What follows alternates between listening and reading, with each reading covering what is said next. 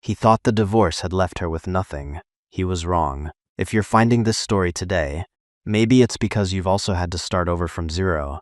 If that's you, hit that subscribe button, because this is a community for people who know what it's like to rebuild.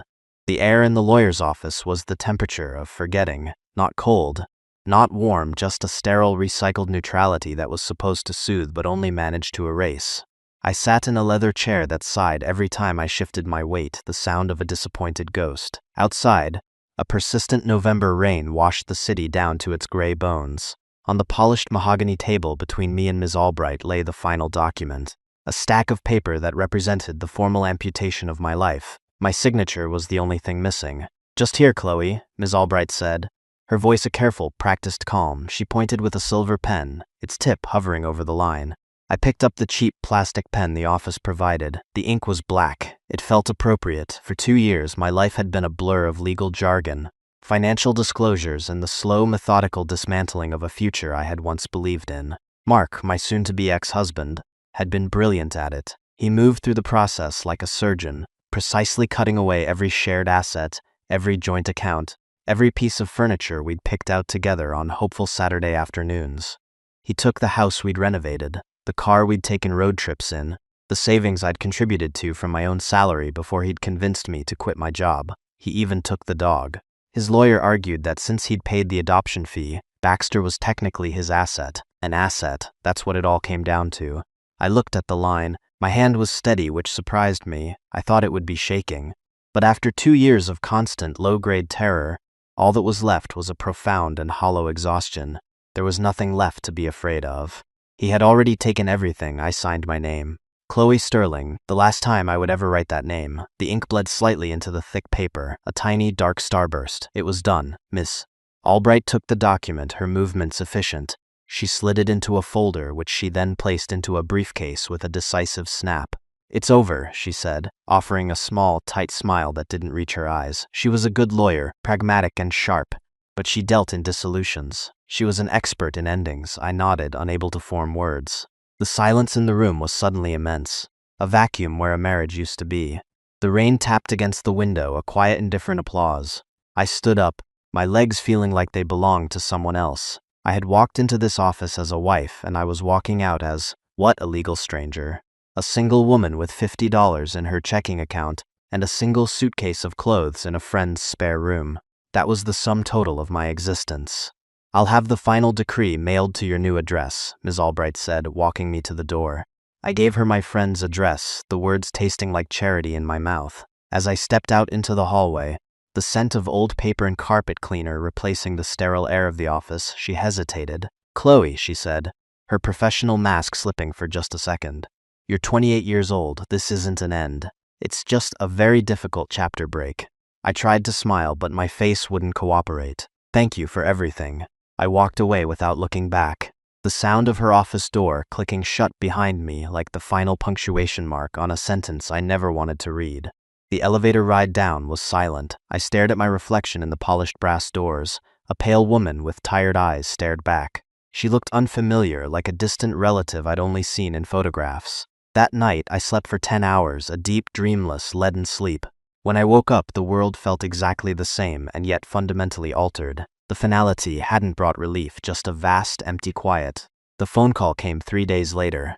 I was sitting on the floor of my friend's guest room, sorting through the meager contents of my suitcase, trying to decide what to keep and what to donate. Most of it felt like a costume from a play that had closed. "Chloe Sterling, please," a familiar voice said. It was Miss Albright. My heart seized. What now? Had he found some other way to punish me? Some forgotten debt to pin on my name? "This is Chloe," I said, my voice thin. I was Chloe Ward again. I had to remember that. "I have something unusual," she began, and I could hear the rustle of papers on her end.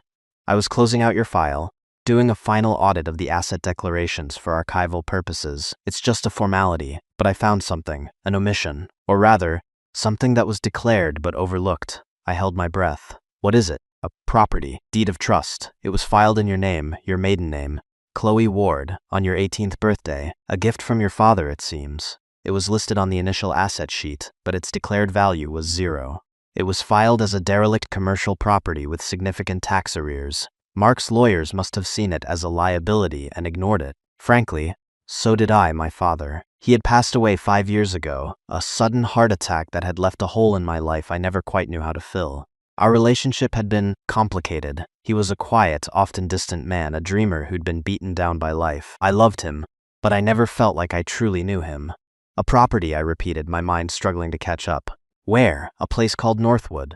Up in the mountains. It's an old cider mill, apparently, on about 10 acres of land. She paused. Chloe, I need to be clear. The documents describe it as being in a state of complete disrepair. The back taxes are several $1,000s.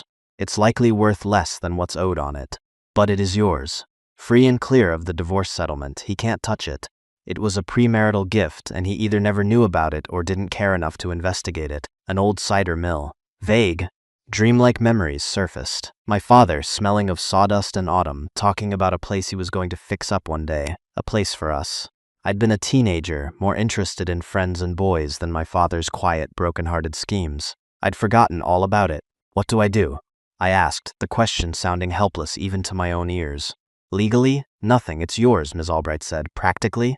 You could let it go to a tax auction. You could try to find a buyer who wants the land, pay the arrears, and maybe walk away with a few $1,000s. Or you could go look at it. A ruin, a liability, a money pit in the middle of nowhere. It sounded just like my life. And yet, it was something. In a world where I had nothing, a ruin was a kind of foundation. Send me the details, I said, a flicker of something I hadn't felt in years stirring in my chest. It wasn't hope, not yet, it was just curiosity. The bus ride to Northwood was a long, slow crawl out of the life I had known. For 8 hours, I watched the sprawling suburbs give way to flat, open farmland, which then slowly crumpled into rolling hills and dense, dark forests. The other passengers were a quiet collection of souls in transit. A young soldier in uniform, an elderly woman knitting, a student with headphones pressed to his ears. We were all running from something or to something. I wasn't sure which I was doing. The bus wheezed into the town of Northwood just as the sun was setting, painting the bruised purple clouds in shades of orange and pink. The town itself was little more than a single main street, flanked by brick buildings with faded paint and proud, old-fashioned storefronts. A hardware store, a diner, a post office. It was the kind of place that time seemed to flow around rather than through. I had arranged for a taxi, the town's only one, to take me the rest of the way. The driver was a man named Earl with a face like a road map and hands permanently stained with what looked like motor oil. He loaded my single suitcase into the trunk of his ancient sedan without a word. The old Blackwood Mill? He asked, his voice a gravelly rumble, as we pulled away from the bus stop. Ain't nobody been out there in years. Not since old man Ward passed. He glanced at me in the rearview mirror, his eyes lingering for a moment. You must be his girl, I nodded. Chloe. He was a good man, quiet, kept to himself mostly, had a lot of hard luck. We drove in silence after that, leaving the small pool of light from the town behind us and plunging into a landscape of deep shadows and winding country roads. The pavement gave way to gravel. The trees pressed in on either side, their branches clawing at the sky. Finally, Earl slowed the car and pointed through the dusty windshield. There she is. Through a break in the trees, I saw it. The mill was a dark, hulking shape against the twilight sky, a great wounded beast of a building. Its roof sagged in the middle, and most of the windows were boarded up or broken. A faded sign, barely legible, hung crookedly over the main entrance, Blackwood Cider and Press. The property was choked with weeds and overgrown brush. A rusted-out pickup truck, the same one my father had driven for 20 years, sat near the entrance, its tires flat, its paint peeling. It looked like a monument to failure. Earl pulled up to a rickety gate and I got out. The air was different here. It was clean and sharp, smelling of pine needles, damp earth, and something else. Something faintly sweet and fermented. The ghost of apples. You sure about this, miss? Earl asked, his gruff demeanor softening slightly. I can take you back to the motel in town. I looked at the dark building, at the overgrown land, at the rusted truck. It was all I had left of my father. It was all I had left, period. I'm sure, I said. Thank you, Earl. He grunted, unloaded my suitcase, and drove away, his red taillights disappearing into the darkness, leaving me utterly alone. The key Miss Albright had sent me was old and heavy, made of iron. It felt ancient in my hand. It took some jiggling, but the padlock on the gate groaned open. I dragged my suitcase through the overgrown yard to the main entrance of the mill. The big double doors were held shut by a thick wooden beam. It took all my strength to lift it out of its brackets.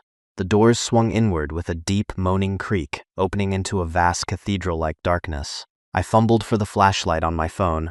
its thin beam cutting through the gloom. The inside was even more daunting than the outside. A huge, cavernous space stretched before me, filled with the silent, hulking shapes of machinery. A massive press dominated the center of the room, connected to a web of belts and gears that snaked up toward the high, raftered ceiling. Everything was covered in a thick blanket of dust and cobwebs. The air was heavy with the smell of decay, rotting wood, rust, and the lingering, spectral sweetness of apples. I walked deeper into the space, my footsteps echoing in the silence. Light from the dying sun filtered through the grimy, broken windows, illuminating swirling motes of dust. It was a beautiful, heartbreaking place, a temple to a forgotten craft, a testament to a broken dream. To the side of the main pressing room, I found a small, glass-walled office. The door was unlocked. Inside, a simple wooden desk and chair sat facing a large window that looked out over the main floor. Papers were scattered across the desk, frozen in time, covered in the same uniform layer of dust. A calendar on the wall was turned to October 15 years ago. This was my father's sanctuary, his command center. I ran my hand over the back of the dusty chair where he would have sat. It was here, in this quiet, forgotten place, that I felt his presence more strongly than I had in years. I felt the weight of his hopes, his disappointments. On the desk, under a stack of yellowed invoices, was a framed photograph of my mother and me. I was about 5 years old, sitting on her lap, both of us laughing. My father had written on the back in his neat, careful script, "My 2 girls, my reason for everything, a wave of grief." So sharp and sudden it felt like a physical blow washed over me. I sank into the dusty chair and finally allowed myself to cry. I cried for my father, for the hard luck that had followed him his whole life. I cried for my mother, whose memory was a warm, fading glow. I cried for the woman I had been, the naive girl who had believed in forvers, and I cried for the woman I was now, alone in a derelict cider mill with nothing but ghosts for company. When the tears finally subsided, a strange sense of calm settled over me.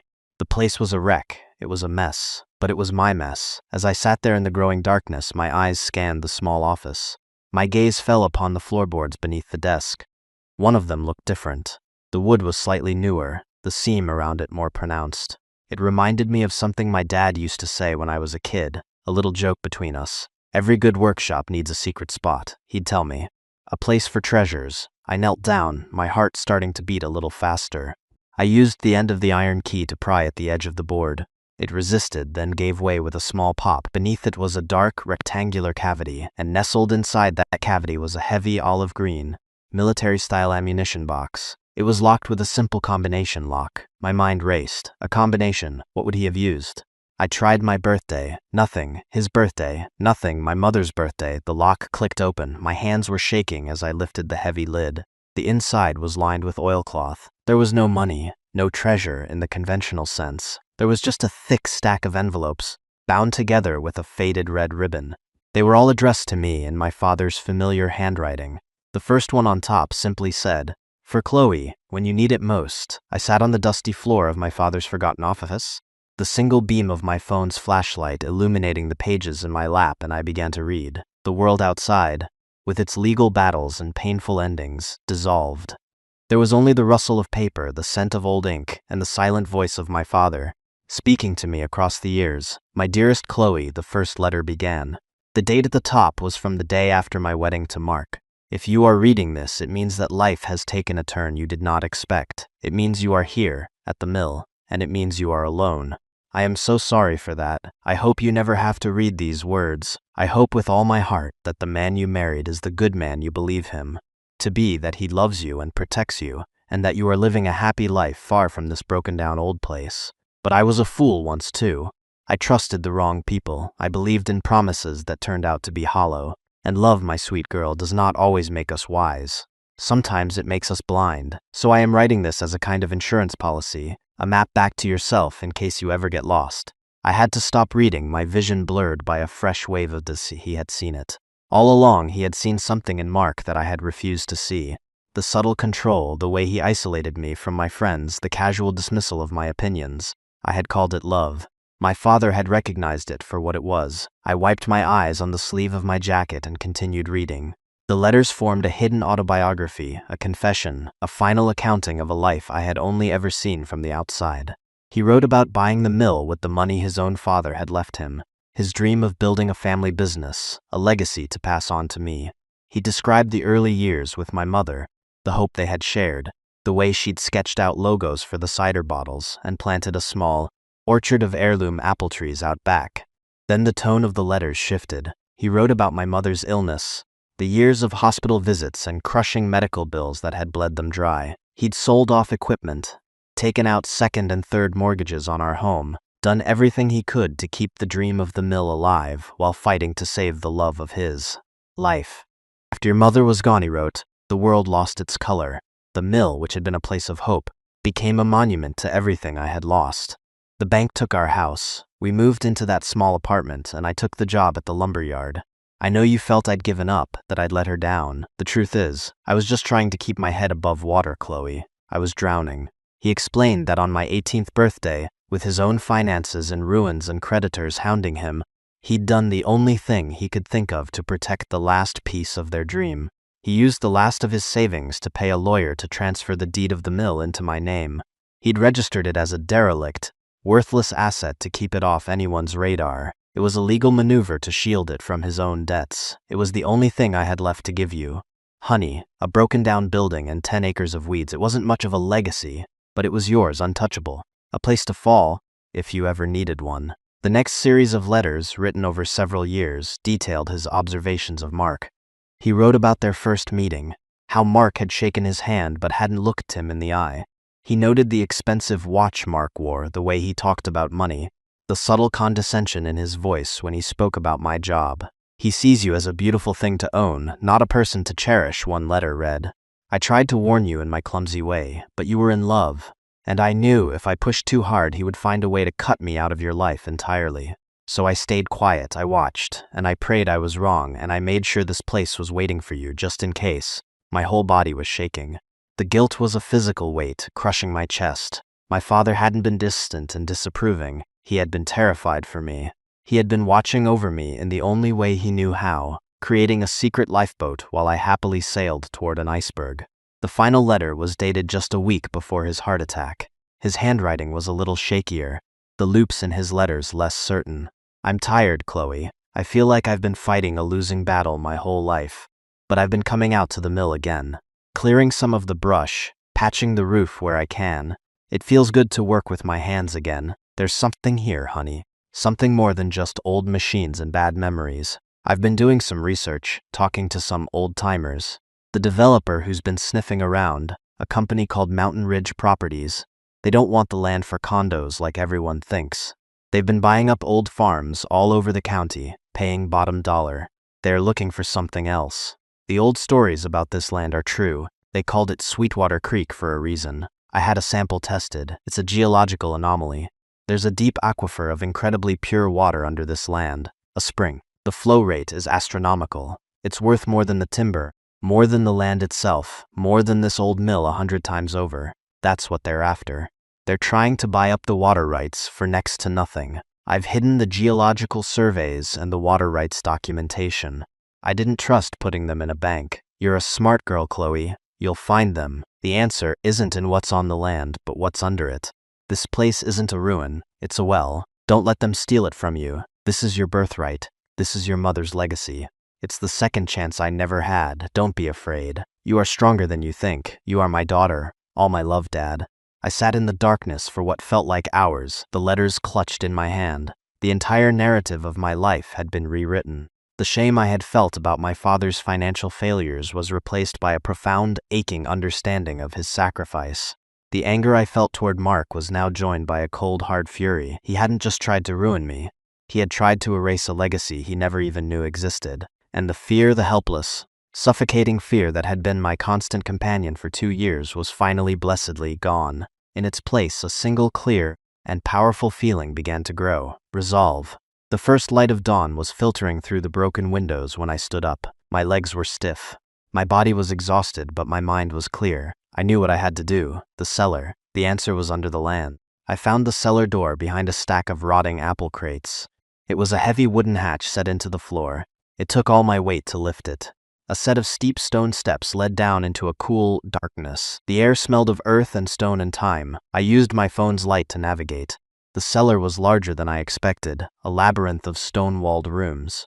Most were filled with empty barrels and old equipment. But in the farthest room, I saw what my father meant. One of the stone walls looked different. The mortar was newer. The stones not quite as settled as the others. It was a false wall. I pushed against it. It didn't budge. I ran my hands over the stones, searching for a loose one, a latch, anything, nothing. Frustrated, I leaned my shoulder against it and pushed with all my might. One of the stones shifted inward. It was a pivot. The entire section of wall swung open silently, revealing a small, dry, hidden chamber beyond. And inside, stacked neatly on a wooden shelf, were several thick binders and a small locked metal strongbox. The binders were filled with everything he had promised. Detailed geological surveys with highlighted cross-sections of the aquifer, hydrology reports, water purity analyses from a state lab, and the original notarized water rights deeds, filed decades ago and grandfathered in before the county changed its zoning laws. It was a treasure map and a legal fortress all in one. The strongbox held the key to the rusted pickup truck and a simple hand-drawn map of the property, with a single spot marked with an X near the creek bed. Underneath it was an envelope with $5,000 in cash and a note. For the back taxes and a hot meal. Start here. I walked out of the mill and into the morning light, blinking against the brightness. The world looked different. The overgrown weeds looked like a protective blanket. The sagging roof looked like a challenge. The rust on the old machines looked like the patina of history, not the color of decay. I had a choice. I could take the cash, sell the land and the water rights to the highest bidder, and walk away with more money than I had ever dreamed of. I could disappear, start a new life somewhere else, and leave all of this behind. It was the easy way out, the safe option. Or I could stay, I could fight. I could try to build what my father had envisioned. I could bring this place back to life. It was the harder path. It was uncertain, and it would be a struggle. It would mean taking on a faceless corporation, learning a business I knew nothing about, and pouring my own sweat and tears into this forgotten piece of land. I walked down to the creek, following my father's hand-drawn map. I found the spot marked with an X, a small clearing surrounded by birch trees. A flat, moss-covered stone was set into the ground. I knelt and placed my hand on it. The stone was cool, but I could feel a faint vibration from deep within the earth, the steady, powerful pulse of the spring. In that moment, the choice was clear. It wasn't even a choice. Selling this place would be like selling my father's soul. It would be like selling my own. This wasn't just about money or revenge. It was about honoring a hidden love so fierce and so patient it had reached across death to save me. It was about reclaiming not just my name, but my story. I was Chloe Ward, and I was home. Now I want to pause a second and speak directly to you. Have you ever discovered a secret from your past? Something a parent or a loved one kept hidden, that completely changed the way you saw your own life? It's a powerful, disorienting, and sometimes beautiful experience. If you've been through something like that, I want you to know you're not alone. Share a little bit about it in the comments below, if you feel comfortable. This community is a place for these kinds of stories, the ones that are hard to tell but important to hear. And if you're finding value in this, please consider subscribing. It helps more than you know. Now, let's get back to what happened next. The first call I made was to Ms. Albright. I explained everything. The letters, the hidden chamber, the surveys, the water rights. There was a long silence on the other end of the line. I could practically hear the gears turning in her sharp, legal mind. Good heavens, she said finally, her usual professional composure completely gone. Chloe, do you have any idea what you're sitting on? I'm starting to, I said, looking out at the 10 acres of wilderness that was mine. What's my first move? Don't talk to anyone, she said, her voice snapping back into its familiar, authoritative tone. Especially not Mountain Ridge properties. They'll lowball you, they'll threaten you, they'll try to bury you in litigation. You need a specialist in water rights and environmental law. I know someone. He's expensive, but he's a shark. I'll make the call. In the meantime, get those documents somewhere safe. A bank vault, not on the property. Her second piece of advice was more practical. Pay the back taxes immediately. Pay them in person at the county clerk's office. Get a receipt. That removes their most immediate legal leverage. A tax auction would have been their easiest way to snatch the property. The $5,000 my father had left was just enough to cover the arrears, with a few hundred to spare. I spent the next week in a whirlwind of activity. I found a small motel room in Northwood to use as a base. I went to the county office and paid the taxes, the clerk barely looking up from her crossword puzzle as she stamped my receipt. I met with the lawyer Ms. Albright recommended, a fiery white-haired man named Ben Carter, who grinned like a predator when he saw the pristine, Century-old water rights deeds. They thought they were dealing with a ghost, he said, tapping the thick paper. They're about to find out the ghost has a daughter, and she has teeth. The first letter from Mountain Ridge Properties arrived a week later. It was a boilerplate offer, insultingly low, full of vague threats about zoning disputes and the cost of environmental cleanup. Ben Carter wrote a one-sentence reply. Our client is not interested in selling at this time. The battle had begun. While the lawyers exchanged carefully worded salvos, I focused on the mill itself. It was my responsibility now. I used the last of my father's cash to buy a new battery for the old pickup truck. I found Earl, the taxi driver, who also happened to be the town's best mechanic. He got the engine to turn over with a roar of protest that eventually settled into a grudging, rumbling idle. For the first time in 15 years, my father's truck was alive again. Driving it felt like shaking hands with his ghost. I started clearing the land myself. I bought a scythe, work gloves, and heavy boots from the local hardware store. I spent my days from sunrise to sunset cutting back the tangled brush, pulling up weeds and hauling away debris. It was backbreaking, exhausting work. My muscles ached in ways I didn't know were possible. My hands were covered in blisters and scratches. But with every swing of the scythe, I felt like I was cutting away the last remnants of my old life, clearing a space for something new to grow. The people in Northwood watched me with a quiet, reserved curiosity. I was a spectacle, the city girl in her fancy boots, trying to tame the old Blackwood place. But slowly, something shifted. Earl started leaving a thermos of hot coffee on the hood of the truck for me. In the mornings, the woman who ran the diner, a kindly, no-nonsense lady named Martha, would pack me a lunch of thick sandwiches and a slice of her famous apple pie. They didn't ask many questions. They just watched, and they helped in their own small ways. One afternoon, a man even older than Earl pulled up in a sputtering farm tractor. He introduced himself as George, a neighboring farmer. Your dad was a good man, he said, chewing on a piece of straw. He told me what he was planning to do here, bottling that sweet water. Good idea. He squinted at the sagging roof of the mill. You're gonna need help with that roof before the winter snows come. I've got some boys who could use the work. It wasn't charity, it was community. These were people who understood the land, who understood the value of hard work and a helping hand. I hired George's sons, and together, we spent a month patching the roof, replacing the broken windows, and reinforcing the main supports of the building. We couldn't fix everything, but we made it sound, we made it weatherproof. We stopped the decay. Inside, I began the slow process of cleaning. I swept away years of dust and grime. I scrubbed the floors. I carefully cleaned and oiled the old machinery. The giant apple press, a beautiful piece of cast iron engineering, slowly came back to life under my hands, its metal gleaming in the afternoon light. It was during this time that the inevitable happened. Word got back to Mark. I received a letter from his lawyer. It was full of outrage and accusations. He claimed I had fraudulently hidden an asset during the divorce proceedings. He was petitioning the court to reopen the settlement. He wanted half. I forwarded the letter to Miss Albright. Her response was swift and brutal. She sent them a copy of the deed, clearly showing the property had been gifted to me a decade before I'd even met Mark. She sent them a copy of the initial asset declaration where the property, valued at $0, had been listed in plain sight for them to see. Their failure to do their due diligence was not my fraud. He's got no legal standing, she told me over the phone. It's a scare tactic. He's a bully, Chloe. He's trying to see if you'll flinch.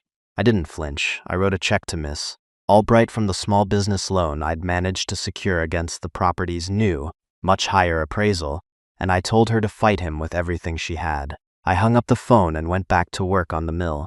He no longer had any power over me. He was just noise from a life I'd already left behind. The first snows of winter arrived, blanketing the land in a thick layer of white. The world went quiet. The lawyers continued their work. The town settled in for the cold months, and I focused on the final piece of my father's plan. The spring. With the help of a local well driller, we tapped the aquifer. The moment the drill broke through the final layer of rock and the clear, cold water came rushing to the surface was a moment of pure magic. It felt like the land itself was giving its blessing. I used the rest of my loan to purchase modern bottling equipment. It was a small-scale operation, but it was a start. I set it up in the cavernous main room of the mill, the new stainless steel tanks standing beside the old, lovingly restored cider press. A bridge between the past and the future. I spent hours designing a label. I used my mother's old sketches as inspiration. The final design was simple, a pen and ink drawing of the old mill, with the words Sweetwater Creek Spring Co. underneath. and in small letters at the bottom, "In memory of Robert and Eleanor Ward." The first bottle of Sweetwater came off the line in early spring, just as the snow was beginning to melt and the first green shoots were pushing their way through the damp earth.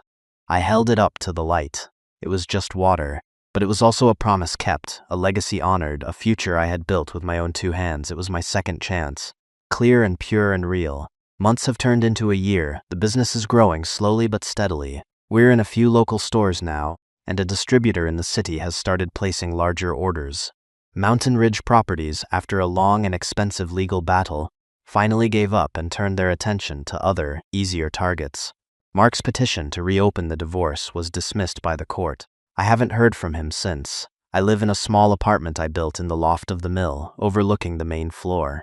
Every morning, I wake up to the sight of the sun streaming through the high windows, illuminating the space where my father's dream is humming back to life. It's not an easy life. It's a life of hard work, long hours, and constant challenges. But it's a life that is fundamentally, unequivocally mine. I often think about the nature of inheritance. We think of it as money, or property, or things. But my father left me something far more valuable.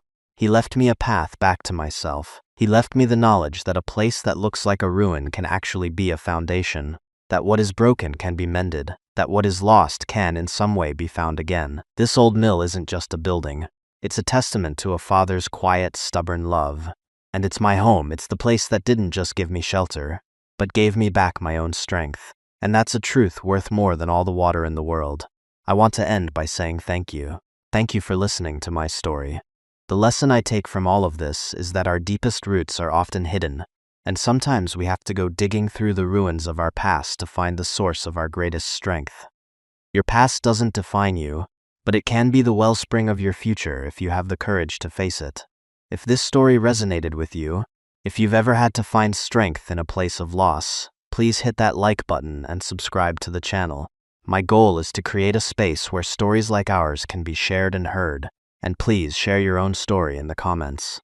I read every single one. Tell me about the cider mill in your life, the unexpected inheritance, the hidden strength, the second chance you didn't see coming, because your story matters. And together, in this community, we can remind each other that no matter how devastating the ending, it's never too late for a new beginning.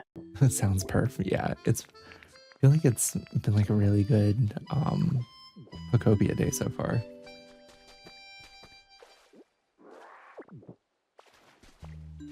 Take some of these.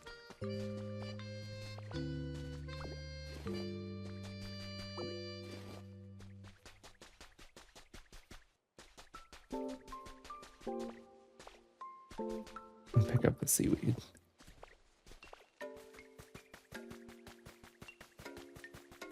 Okay, so if we look at this, I need to do some measurements. So 1, 2, 3.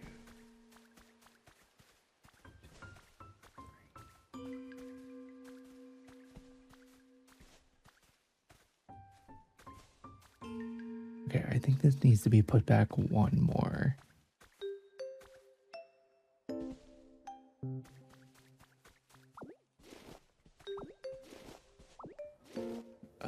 What dream island did you find Mewtwo on? I took the Dragonite doll over, Tristan.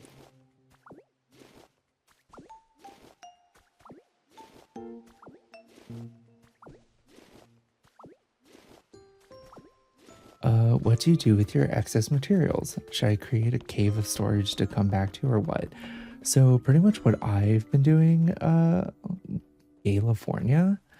Sorry, I had to read your name. But we're in Pallet Town right now. And so I made this like little base area.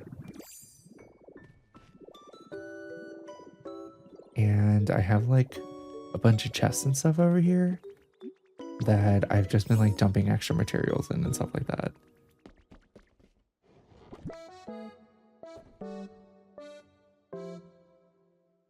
Warning, it's 5:25 for me and I'm still very sleepy, so if you don't hear from me when I fall asleep. Okay, sounds good, Summer. It's good to see you though.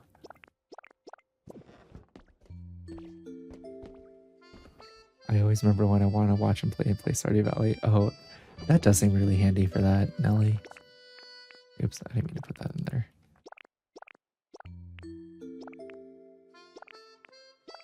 Man, we got so much Pokemetal. That's actually great. We should take that over so they can start refining it, actually.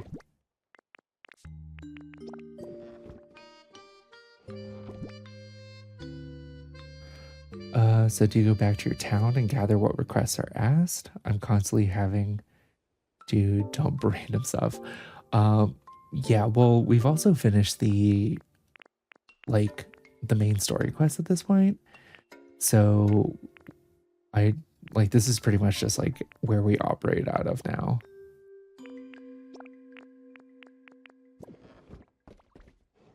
But yeah, if people need something, I'll just like bring it and then like grab it from here. Okay. We grabbed all this convenient office furniture.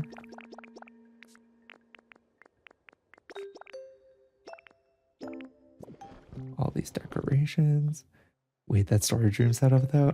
Thanks.